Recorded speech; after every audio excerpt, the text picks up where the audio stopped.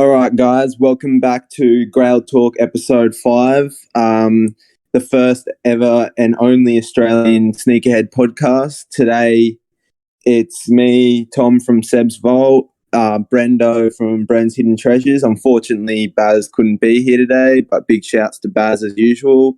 And we've got a special guest on today. We've got Leo from Kicks and Whatnot over at Instagram. So how are we, boys? Yeah, not too bad. Yeah, not bad at all. How are you guys? Yeah, not bad whatsoever. Not bad. Awesome. So on the day where this is recorded, it's a Sunday. So happy Halloween to everyone. You'll probably catch this after Halloween, but yeah, happy Halloween to everyone. Hope everyone's having a grouse weekend. So today we're going to be introducing to you a good friend of mine, Leo from Kicks and Whatnot. So you want to explain to us who you are in the community and what's your role? Just another reseller. Just another reseller. I've got a page down on Instagram, known as Kicks and Whatnot. That's about it. Yeah, nothing special. No, there's definitely more to it. Kicks and Whatnot, he's been a good friend of mine. We came into this reselling around the same time. So yeah, I've been meaning to get Leo on here and have a yarn because I'm sure he's got lots of stories to tell about, the community and whatnot and how it's changed. But first of all, before we get into all that good stuff, we're going to start it off with Grail of the Week. Brendo, what was your Grail of the Week? All right. It was... I'll make sure I'm getting the colorway right. Wait a second. Sorry, lad. If you want to go first, Leo, I'm going to get the photo up now. Easy. My Grail of the Week will probably have to be it wasn't on Instagram, but it was on Facebook. But I've seen a guy who was selling a it was a TN1. It was made way back in the 2000s. I'm not too sure if you guys seen it. It was on TN Worldwide, I think. But it was the zebras, if I'm not wrong. I think I did see it. Yep. I'm not too sure of the exact colorway.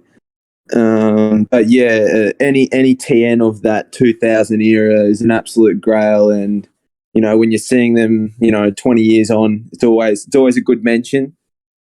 Yeah, 100%. Agreed. All right, Brendo, what have you got, brother? All right.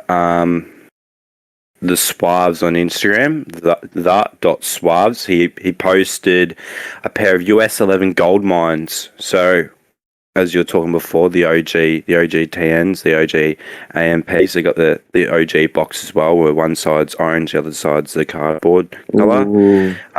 They look to be near dead stock, maybe like a 9 plus out of 10 condition. I think he wanted 2.4K for him. So it's a lot of money, but in my opinion, cracker set. I'm not a huge gold fan, but this is a top notch set. Yeah, so when you say like that type of money, do you think it's worth that money?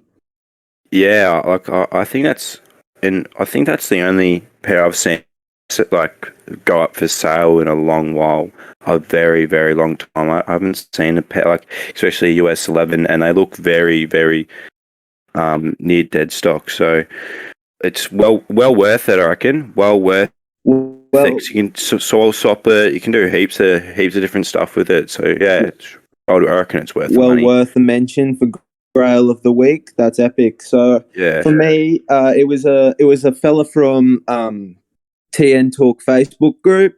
He uploaded 2 beautiful pairs of TN7s.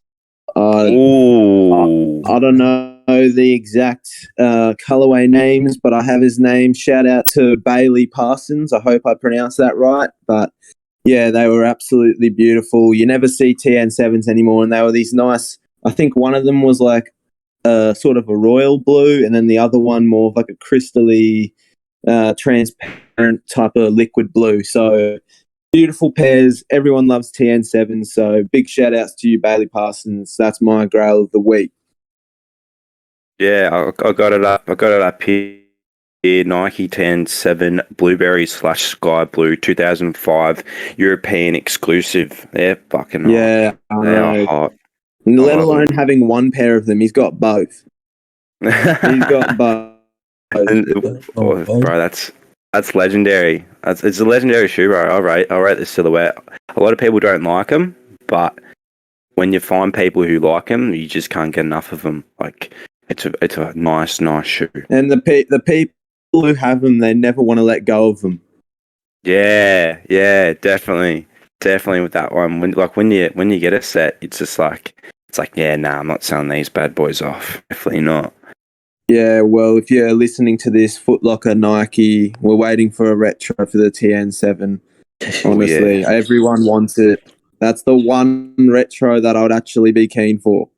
Oh, yeah. Oh, definitely. All right, so this week there's been some stuff going around like about new releases. There's definitely been a few new releases from Nike in the MX Plus arena. So first I want to get your boys' opinions on the new Sisterhood release. It's in women's sizes, and yeah, I put a picture in there for you to have a quick little suss at. If you haven't seen already on the Grail Talk Instagram, we've got an Instagram now, grailtalk.au. We posted them up, so definitely have a look if it's still there and let us know your thoughts. But first of all, Brendo, what do you reckon? I'm very iffy on them. You're iffy? I'm really iffy on them actually. Like, I reckon if I had them in hand, it would be a different conversation. But on photos, I don't know. I don't think I'm a huge fan of them. Yeah, I can see that. Leo, what about you? What do you think of them?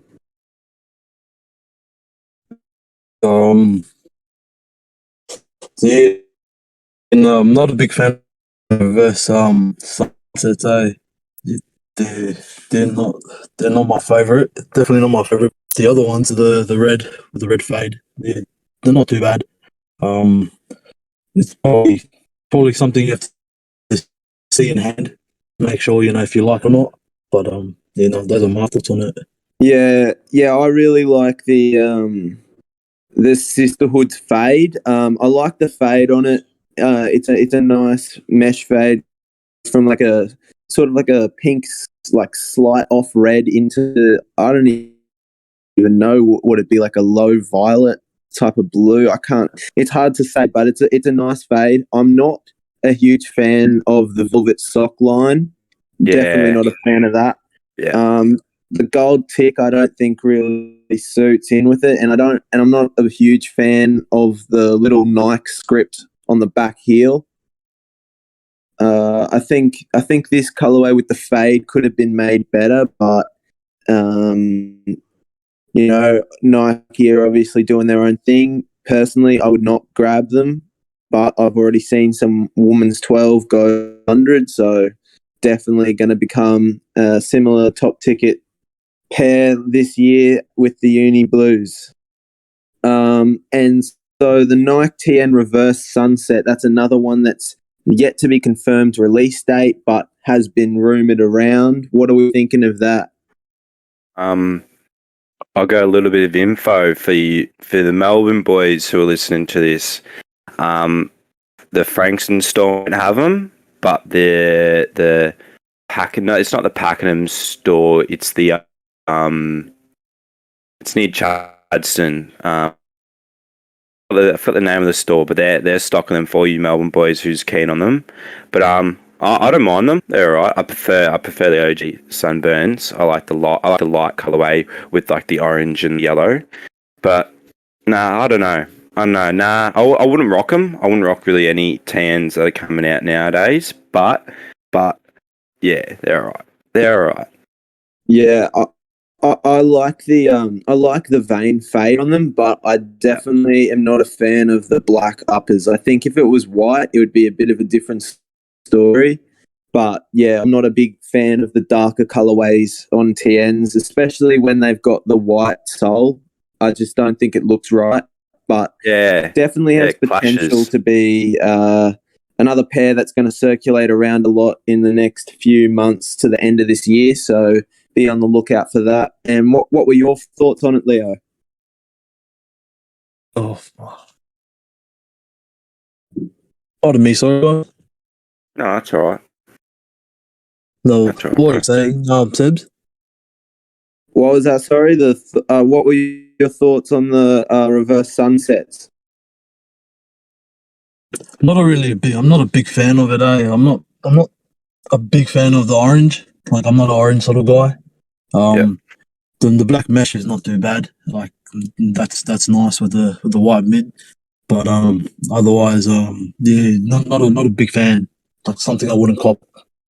Yeah, definitely. I don't know. Like Brendo was saying, it's always different seeing pictures. Like when you have it in hand, it's a bit different. But going off the pictures, I wouldn't cop either of them. But I could see the reverse sunsets becoming, a top ticket item within the next few months, maybe leading into 2022. Yeah, I agree. So I wanted to, now that we've spoken about the new releases, given our thoughts, anyone who's from Melbourne, you take that insight from Brendo, go and get yourself a pair before you have to pay extreme amounts. Narry Warren. It's the Narry Warren store, but whoever is listening who lives in Melbourne, it's the Narry Warren store. South, no, it's not Southland. It's Westgate or something like that. It's something like that. I forgot the name of it, but yeah, I was talking to a Foot Locker employee about it, and she was telling me how they're not dropping in Frankston, they're dropping in Chadstone, that Narry store, and the CBD. Yeah, you know what it is, Brendo. He knows all the people. He knows where you need to go to get your goods. So if you're listening to this, take that knowledge and grab yourself a set. But now I wanted to talk to Leo about something because we've known each other almost the whole time that we've been reselling, and it's obviously a pleasure to get you on here. But one of the big things that made you stand out from other resellers was your collection, your Lite-Show pack that you got. And I wanted to speak to you about this because you don't really have many people who have as many Lite-Shows or gets nearly all of them or gets all of them.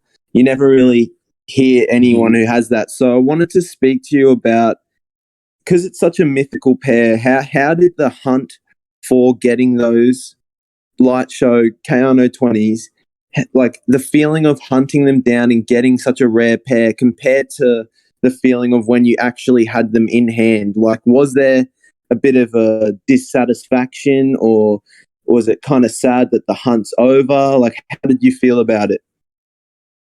Oh well, the thing is, I don't have it. All of them I've already sold all of them. But the hunt for them was crazy. Not gonna lie. Shout out to Melbourne Kicks. Like, me and him had a back and forth sort of thing for the lemons that I bought. But no, it was crazy. It was crazy. A lot of time, a lot of effort went into finding those live shows that I had. And the thing is, I didn't manage to get the lavenders, which was a bummer. But no, it was crazy. It was crazy. Yeah. And in hand, it was good. Definitely love the yellow ones. The yellow ones are probably my favorite. The corals are all right. Like, I think they're not as good as Tiffany's in my opinion. Tiffany's are probably the best ones.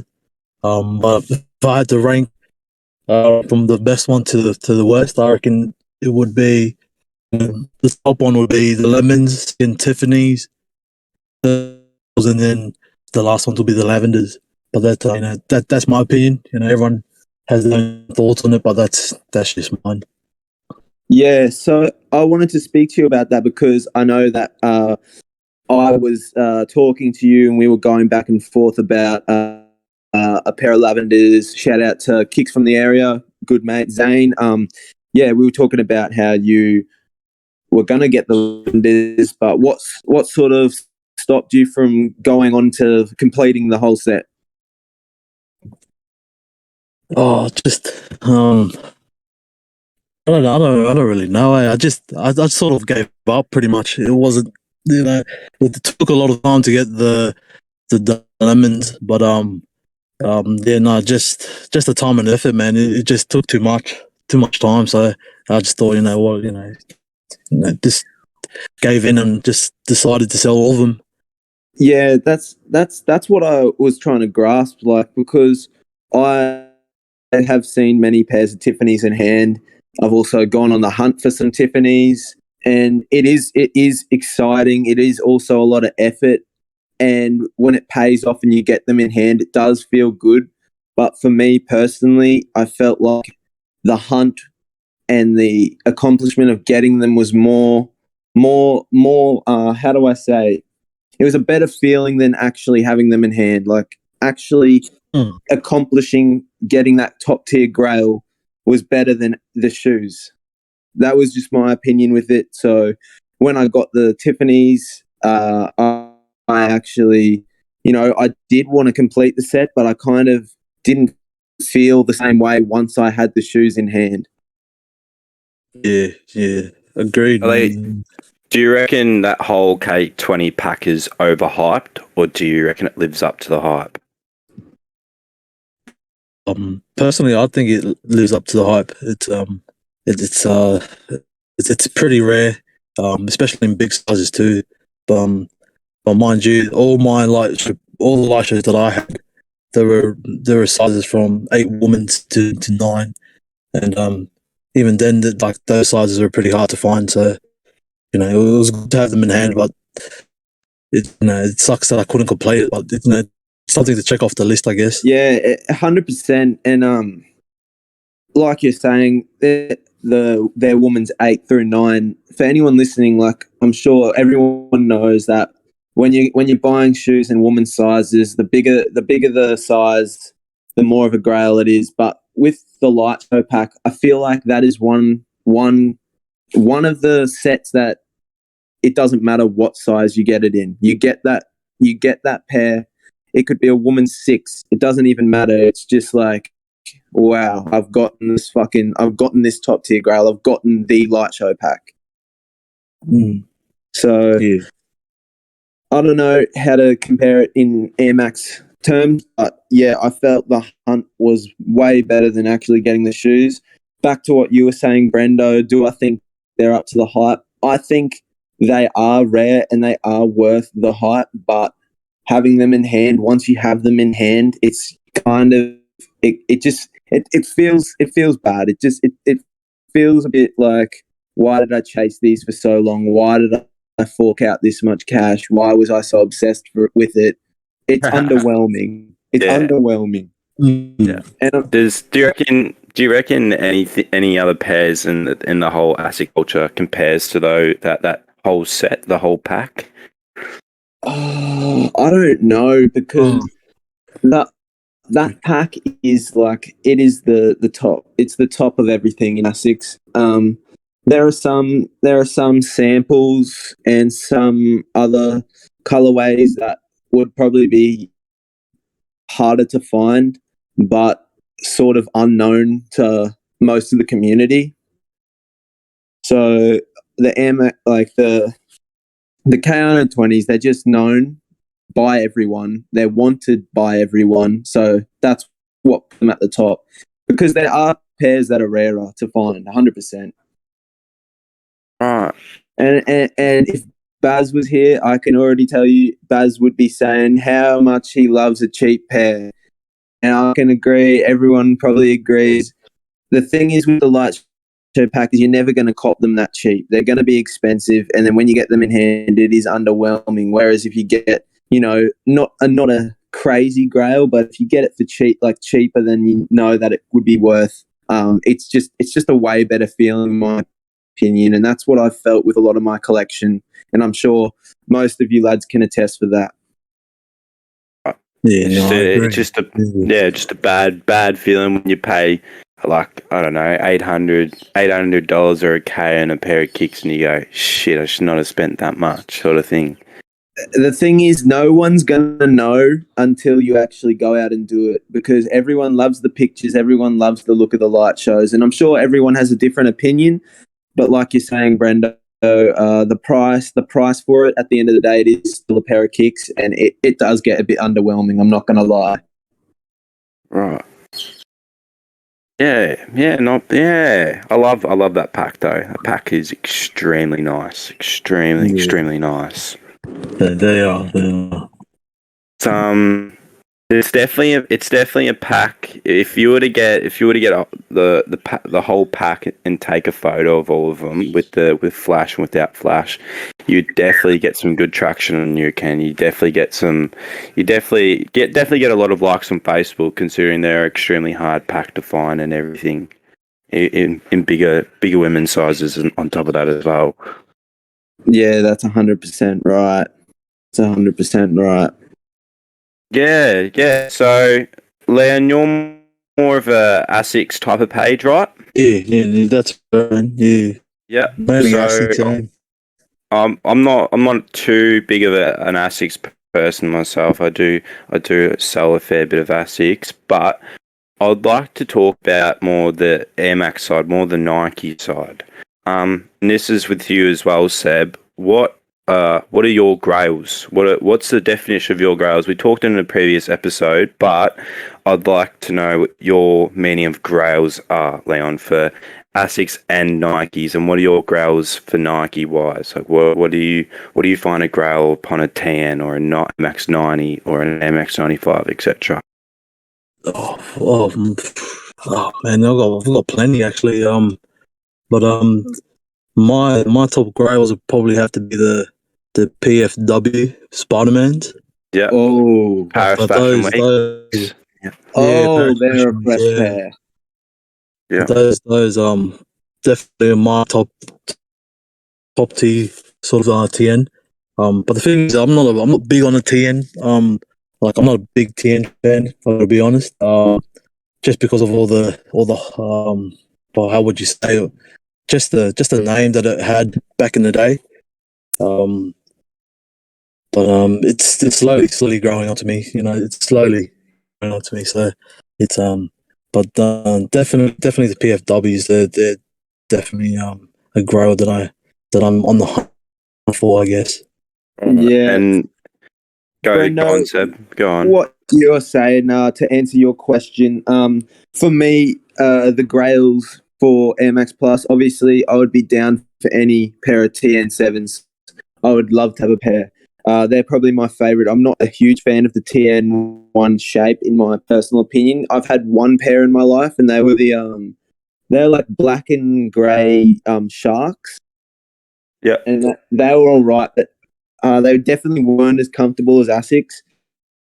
But when we're talking colorways and grails, if anyone's listening to this, if it's one pair of TNs I would get a crisp pair of Mirages, or a crisp pair of Dreams, or a crisp pair of Pandas. Right. And I really like the light colorways with the vein colors rather than, the whole shoe color. I like the white, but with the subtle vein colors on it. we're talking about the Indo Pandas, right? Yeah, Indo Pandas. They're probably one of the only Indos that I really like. Just because I've seen a few people with them on foot and they just look absolutely killer. So, yeah, if anyone's hearing this, they're the only Nike TNs that I'd probably buy. But, yeah, definitely send through. Yeah, right. So do you like Hot Wheels? Oh, the blue and orange. Yeah, very bright colorway. Shout out to Vintage Lachlan Zamet. I've seen a few pictures he sent me, but yeah, personally, they're not my favorite. Hey, Right. Yeah, because you're more of a lighter colorway. You like the light colorways. Yeah, right. Are you the same, Leon? Do you prefer darker or light colorways? It just depends on the shoe and the colorway, I guess. It's but I'm more leaning towards the dark colorways. Like I'm a big fan of dark colorways. I'm only recently, started getting into the colorways just because it's coming to summer. Yeah, I really like that thought process because we all have our own selling pages, and I don't know how you boys feel or anyone listening to this, but the light colorways definitely tend to be more popular in summer for me, and the dark colorways winter. And I don't know why people have like their winter summer sort of different themes, but it's cool. I rate it. But yeah, definitely all year round light colorways for me. Yeah, it's definitely it definitely can be a fast status upon that as well. Like you get into the summer, like down where I live, down in Melbourne, Mornington Peninsula. You see everyone rocking white tans or white 90s or any lighter colorway, and then it comes into winter and you would see everyone wearing triple black tans sort of thing. But yeah, it's definitely good marketing if you're Nike and you know what to go with all that. Definitely good marketing on their side. Yeah, see, that's another thing like we were talking about with the new releases. It is coming into summer, but they're dropping the reverse sunsets. See, I don't know how that's going to go in the summer. Yeah, I don't know if that's going to be a real summer colorway that people are going to be killing for. And there's two more tan drops coming. They're like they have like a lightning print. There's a black pair and there's a navy pair. The black pair isn't coming to Frankston Foot Locker, by the way. If anyone's listening and wants a set, the blue pair, so the navy pair is dropping in Frankston Foot Locker and everywhere else, and the black pair isn't dropping in Frankston Foot Locker and it's dropping everywhere else bar Frankston. So a little information for everyone, but yeah, they're dropping. Nike are dropping dark colorways when it's it's autumn. So and coming into summer, I don't get Nike with that one, but. You think to drop lighter colorways coming into summer, but nah, just Nike. Yeah, Nike, they've got it all wrong. Who knows, man? Who knows? Maybe it's maybe they're basing it off like the American calendar.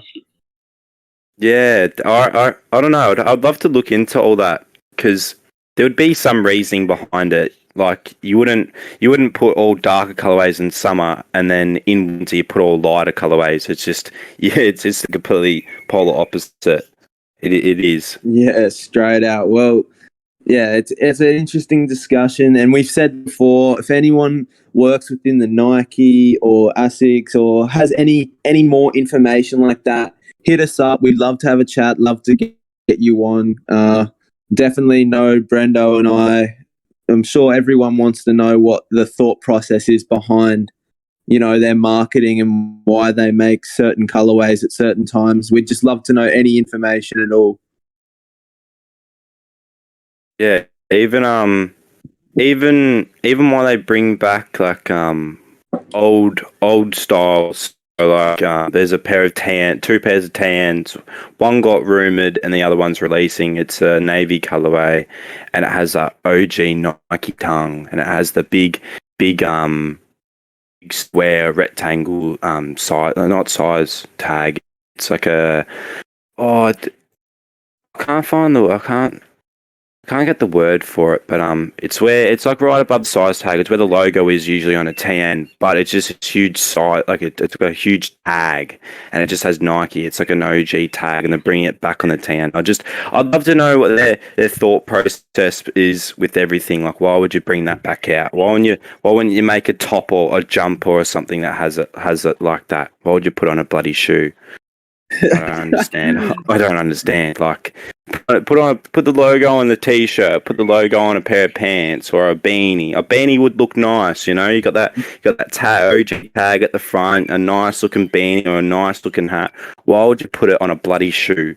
I don't understand. I really don't. We have no idea, and that's why we need people to come on here and explain. Yeah, we need answers to our questions. Please.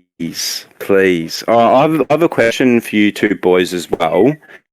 I'm not huge in the ASIC scene. I've said this multiple times, but is there any new ASIC quantum drops coming in? Any new any rumors and kinseis or sendais or anything? So I'm not too big in the scene, so I don't really get told any information. Well, I've spoken on this in a podcast before, but it's coming to the end of the year, and there was rumored to be a TN7. A Kinsai 7. A Kinsai 7 was rumored to come out, and some people think that that's what the Nova Blast was. I personally think it is the Nova Blast that was the rumored Kinsai 7, but I'm still hanging on to the hope that maybe they will bring something out like that. With Quantums, I don't see really any fresh pairs coming back, any sort of knits like that. The 185 knits, I personally do like them, and I have a few in stock over at SEBZVAULT.com. But for ASICS quantum releases like that, I just think they're going to keep on evolving on the 6s and onto the 7s. And yeah, I don't know the specifics behind it all, but it's definitely going in an awkward trend, and I want to see something get a bit shaken up, bring out something we wouldn't expect. Yeah, agreed. And what are your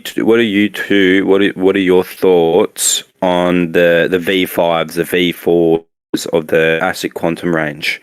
Do you like it? Do you hate it? Because I reckon they're gross. They're so gross. They should have just stopped at the V2s. That's my opinion. But yeah, what are your thoughts, both of you fellas? Like, what do you like about it? Do you like them? Do you hate them? Oh yeah, not a big fan. I just don't like the shape of it. It's not my thing. Yeah. Because are you more of a Kayano person? Kayano 20?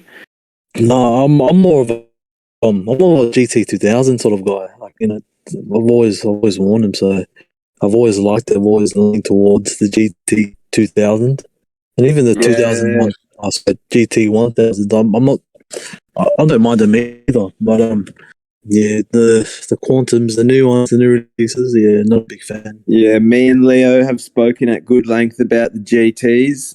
They're a very underappreciated shoe, and a lot of the OG ASICS heads, they know that the GTs do not compare in comfort. Their shape is immaculate.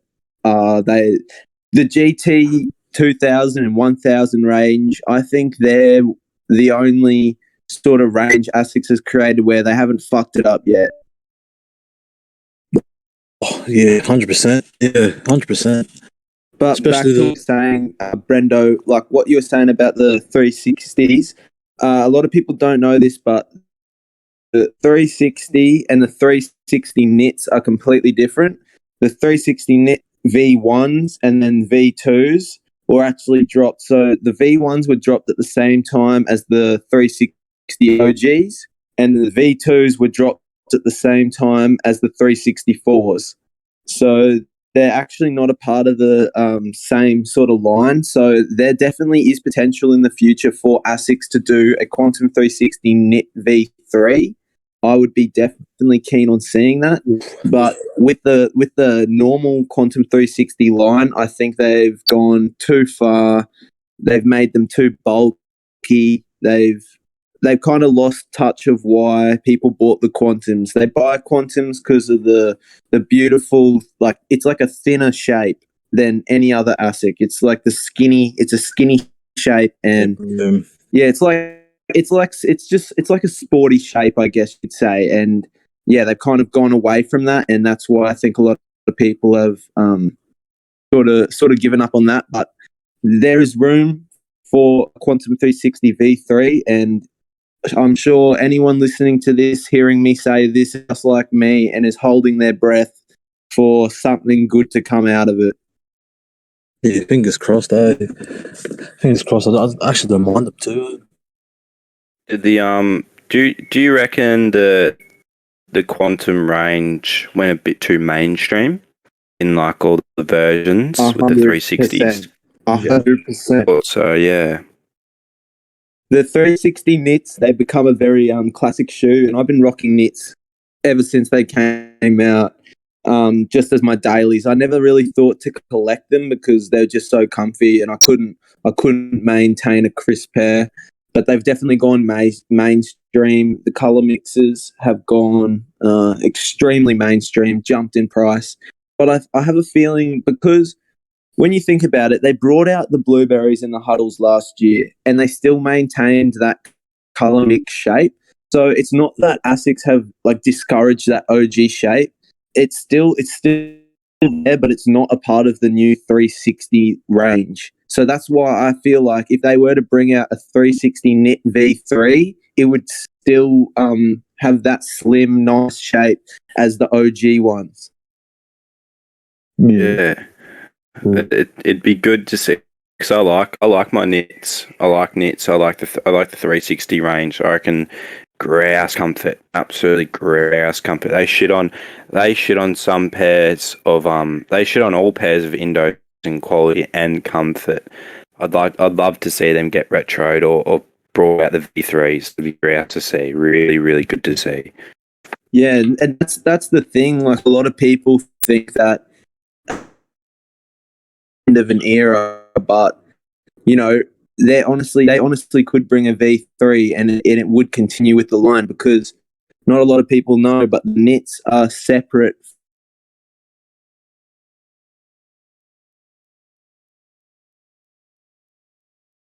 And they've kind of, it feels like they forgot about the knits, but I'm holding my breath that they'll bring a knit V3.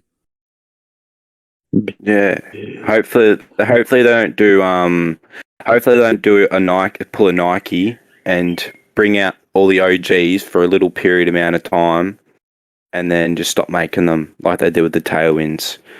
Like they're gonna do with the TN3 and all the other new retros and that. I like how you say, I hope they don't pull a Nike. Yeah. Like Tailwinds, mate. I love Tailwinds. I'm looking at my set of Tailwinds now that I rock, and I'm like, fuck. I wish I could buy more of them. Like, I wish they brought out, nicer colors, because there wasn't too many, very like whoa looking colors of the Tailwind range that got retroed. But if they were to bring out more nicer colors, more brighter colors, more colors that you look at and you go, holy fuck, that's a nice pair of shoes. They wouldn't have sat on shelves. They would have hopefully more pairs got brought out of them. Nike would have looked at all their sales and been like, all right, we're selling a lot of Tailwinds. But hopefully, they retro, or they bring out the V3s, or when we're talking about the previous podcast, we're talking about the ASIC K20s getting retroed. I really, really, really hope they get retroed. Yeah. But I really the scene doesn't fuck it up. I really hope that. I really hope that everyone just keeps calm and doesn't resell them for $800 first day release. I really hope they don't do that, because it's fucking stupid. Honestly, Brendo, I couldn't have said it better myself. People are jumping the gun. We speak about this a lot, but with the Kayano 30s coming up, please don't jump the gun. You'll shoot yourself in the foot. You'll ruin it for everyone. Yeah, literally, you'll ruin it for people who aren't financially stable, who want to rock the old pairs that they were rocking, sort of thing. You people who are less fortunate and who can't get to the ASICS store at 4 a.m. and fucking sit in the queue for 3 hours, sort of thing. Or people who don't have thousands upon thousands of dollars in their bank account ready to just spend on 10 pairs of shoes, But hopefully people live and learn, and make it fair on everyone else. That's it. Yeah, I catch you. To wrap up the podcast, I wanna speak to Leo for a quick tick. So we've known each other for like the whole time, and obviously we've both seen each other's progression throughout this journey of reselling. And I wanted to speak to you about this because obviously, I've always sold ASICS. ASICS has always been my sort of realm. But when you first started, you were selling a fair few Nike products, some TNs. I think I saw some Tailwinds. I'm not 100% sure, but what sort of made you leave the TN scene behind? Because I know you've definitely focused in on your ASICS. So what sort of changed? Oh, a lot of things. There's a lot of things that led to led me away from the TN scene. I think the whole TN scene is just a hard market to crack into in terms of sorting out pairs and just the whole itself. It's in a way it's sort of saturated. Not gonna lie, and I thought that ASICS would be a lot better market to crack into, especially on my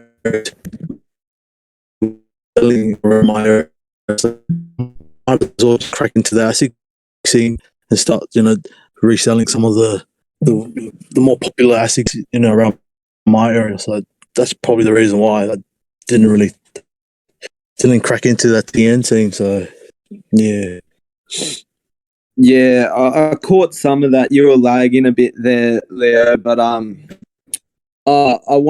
definitely want to touch on what you said there about the TN scene being saturated, because I have a lot of people ask me about TNs, buying pairs, and I don't discourage it, but when it comes to these new releases, I don't want to be known for having all these bulk TNs and selling them for fat prices. Like, I've always definitely, when you start out and you kind of get set in your ways of trying to make fat profit, but that's just not how I've built my page, and I've always wanted to have very competitive prices, fair prices, and I feel like it's hard to do that with TNs, whereas in ASICS, it's still possible to get pairs and have them as fairly priced rather than just super saturated extreme.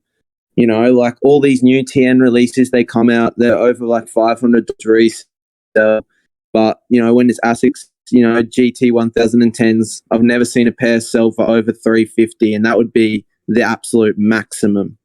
So I definitely agree with what you mean by the saturation and the difference in market, but I wanted to get your answer and grasp on why you left it. But I fully agree with what you're saying. Yeah, 100%. Yeah. Not really. Yeah, not really.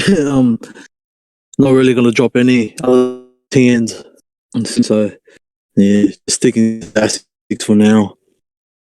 Yeah, that's chiller. Well, it's been a good podcast. There's been a bit of lag and a bit of I don't know. It sounded a bit funny at times, but I hope you all stick through.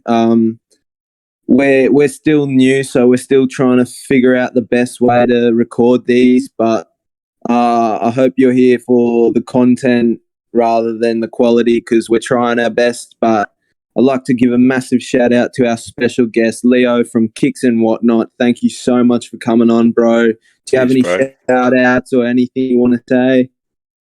Oh yeah, no, big thank you to you guys for having me on. That's all right.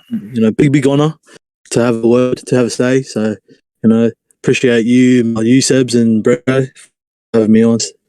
Oh, that's all right. Thank you very much for coming on. Yeah, thank you so much for coming on. As always, thank you to the beautiful Brendo from Brand's Hidden Treasures. Check him out on Instagram. Big shout out to Bailey. Wasn't here today. Big shout out Baz, TUNEDBAZ on Instagram.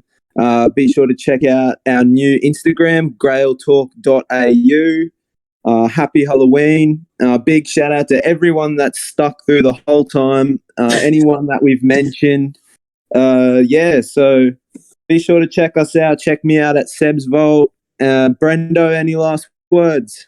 Yeah, thank you very much, Leo, for coming on. Thank you. It's been Grouse episode, and thank you to all the viewers who are watching now and leaving good feedback and that. I absolutely love it, and thank you very much.